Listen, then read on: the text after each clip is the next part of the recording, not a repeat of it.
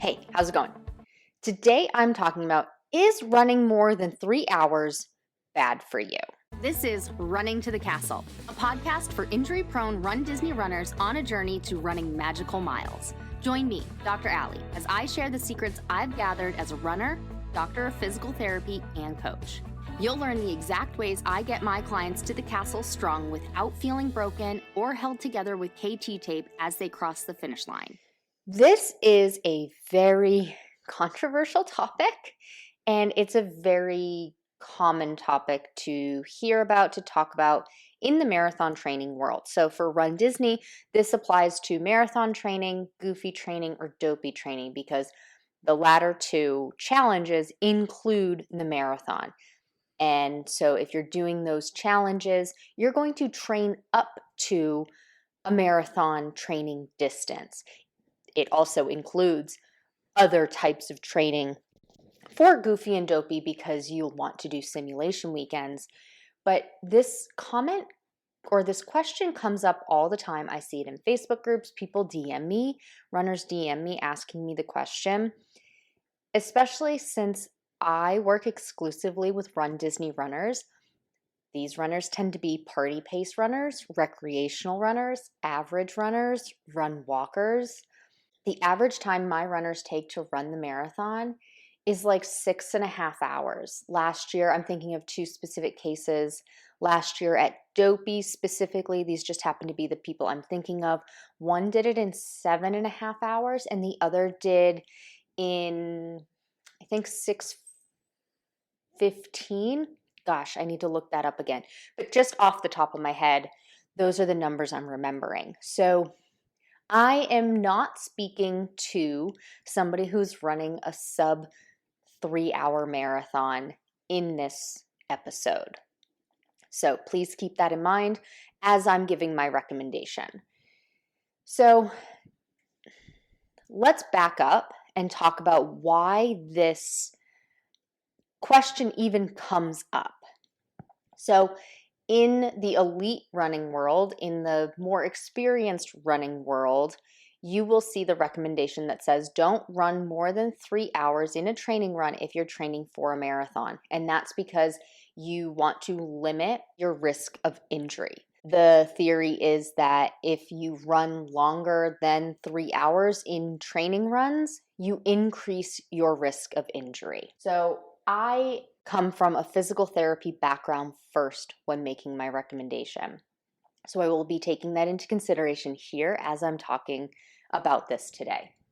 So seeing the information for somebody who's going to be running a sub 3 hour marathon, to me, it makes complete sense that you don't need to run more than 3 hours on a training run because you won't be running that on race day. So why push yourself over those limits when you don't need to be out there for that long? For somebody who is running a Run Disney race and is going to be out there for 5, 6, or 7 hours, to me, there's no way you would do that having not ever been out there for that amount of time. Now, if you don't want to run more than 3 hours, absolutely that's fine. Will you cross the finish line? I have no idea. Are you doing other training? Are you doing double sessions, doing 2 runs in one day? So if you really, really, really don't want to be out there for more than 3 hours and you are going to be a 6.5 hour marathon runner, that's fine. There are other ways to make up for it. So I'll talk about those today. I wasn't planning on it, but now that I've thought about it, I absolutely will talk about that today. But my general recommendation is that somebody who's going to be doing a 6.5 hour marathon, you need to run more than 3 hours during at least one training run. And if you've been following along for any length of time, you know that I recommend following the 10% rule. So you can't actually just go out and do one single run in that longer time period. You would be building up to it over time. And that's where my recommendation becomes different from not running the 3 hours in regard to preventing injury prevention, because if you're following a training plan that builds you up slowly over time and balances out how much you're building with how you're supporting your body, you're already reducing your risk of injury because of the other things you're doing. You're not going out and running for an hour one week as your long run, and then 2 hours the following week, and then 3 hours the following week, and then 4 hours the following week, and then 5, and then 6, so on and so forth. And you get up to the 6-hour time frame in 6 weeks. You're not doing that if you're following my training plan. You're increasing it by 10% each week. So 1 hour is 60 minutes. Well, 10% more is 66 minutes. It's going to take you months to get up to that 6-hour time frame. And the way my clients and the way I structure the training plans for my runners, my clients, is they're building and they're supporting. It's all about a balanced equation on both sides. If you aren't sure what I'm talking about, my philosophy is that you have things that build strength and endurance, things that add load and stress to your body. Stress not being a bad thing in this case, that's what you need in order to build and get stronger and get better.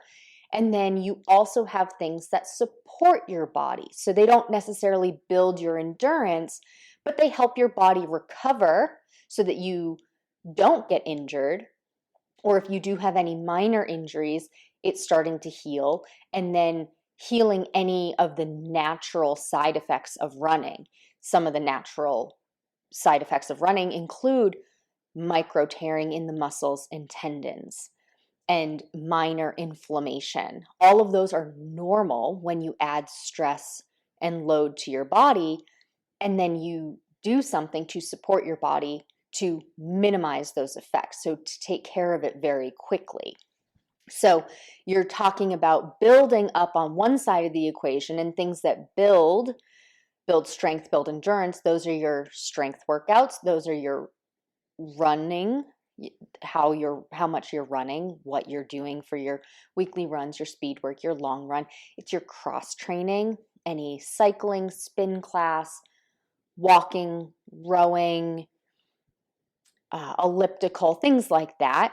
Swimming to support your body, to build your endurance. And then you also have the things that support your body to help minimize the detrimental effects of just doing those building activities. So that's your stretching, that's your hydration, that's your fueling, foam rolling, massage gun, hot Epsom salt baths, ice baths, cold plunges, ice packs, hot packs, taking complete rest days, and then making sure that the equipment you're using, like your shoes, are the right ones for you.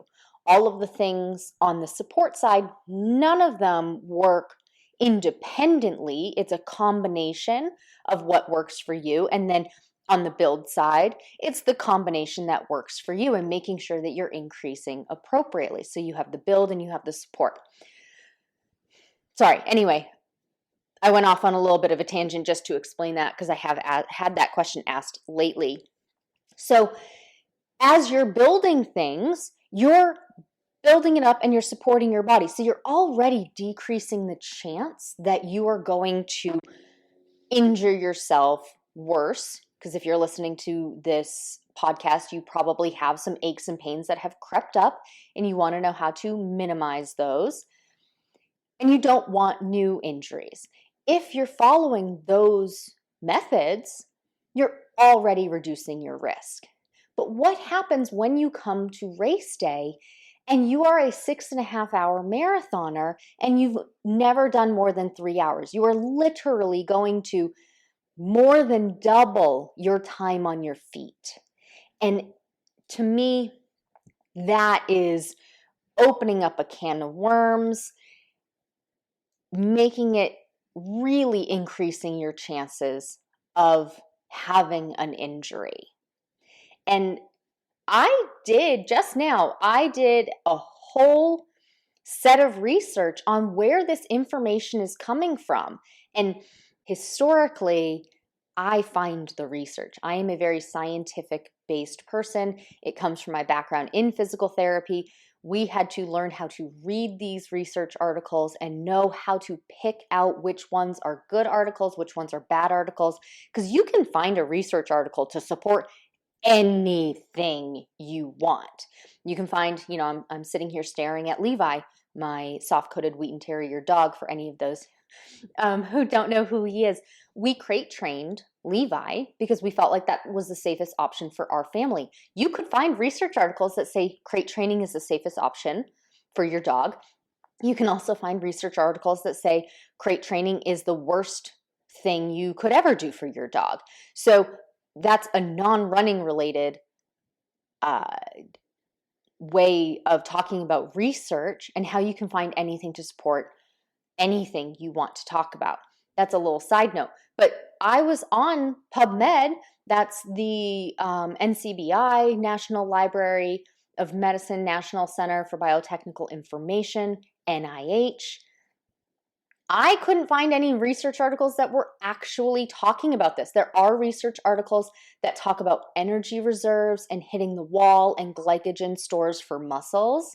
And I tried searching many different things: physiological training changes in runners, 3 hours, more than 3 hours, elite runners, sub 3 hour, more than 3 hour, recreational runners. I tried a host of different things, and nothing actually is talking about why people are saying there is a risk of injury. However, I can find just on the general web running coaches saying to not do that, and their reasoning behind it. And find a coach that works with what you want to do. If you don't want to run more than 3 hours on your long run, find a coach that supports that and will help make it so that you don't have to run more than 3 hours and still limit your chance of injury. If you find it's okay and you want to run more than 3 hours, find a coach that supports that. You don't want to butt heads on how your philosophy behind your training works with what the philosophy of the coach is. Now, my clients, they're okay running more than 3 hours. They think they should be running 3 hours. They have a similar mindset to me of, well, if I'm going to be a 6.5 hour marathoner, why would I stop at 3 hours? So we are in alignment. And then we work together to figure out, well, what mileage does that look like? What pace does that look like for the time frame, and how many hours should I be out there? Should the runner be out there? If you absolutely positively don't want to be running more than 3 hours, and let's say you still want to work with someone like me or who has a philosophy like me, well, we can make that happen, because what other training are you doing?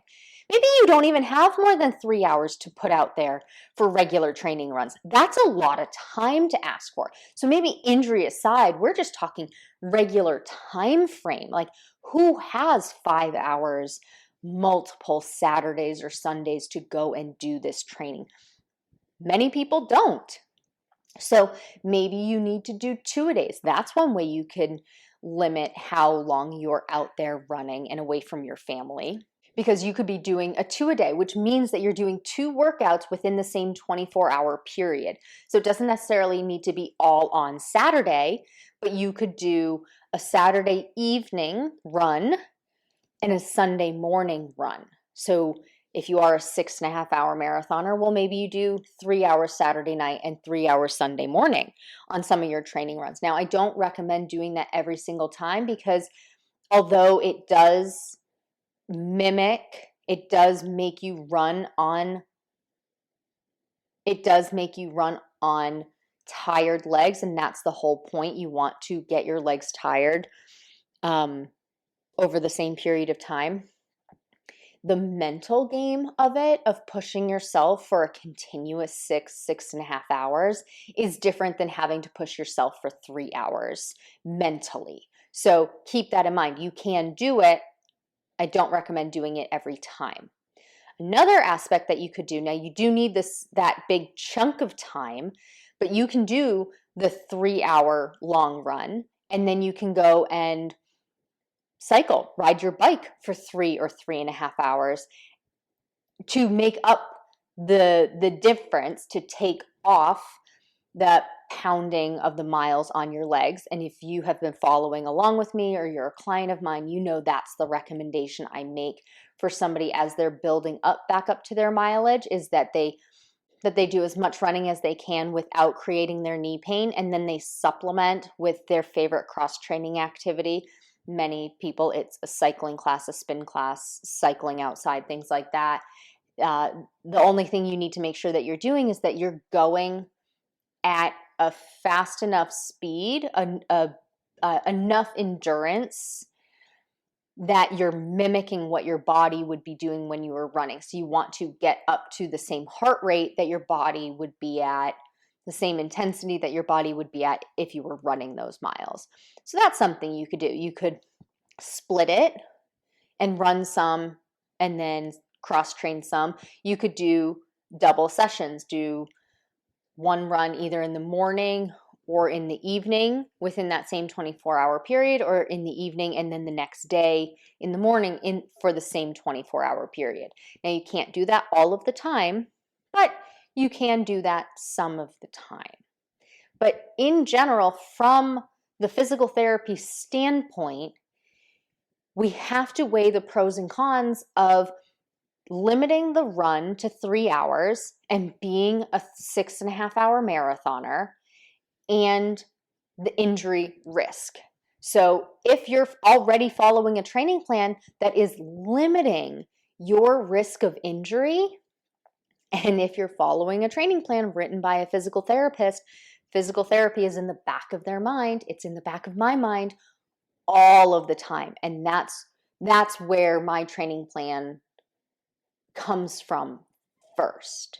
Physical therapy and limiting injury and pain first. So if you're already following a plan like that, your chances of being injured are lower.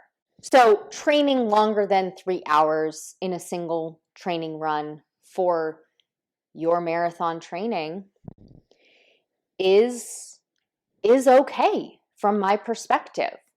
And now the question is, do you want to be training for more than 3 hours? Do you believe that that's right for you?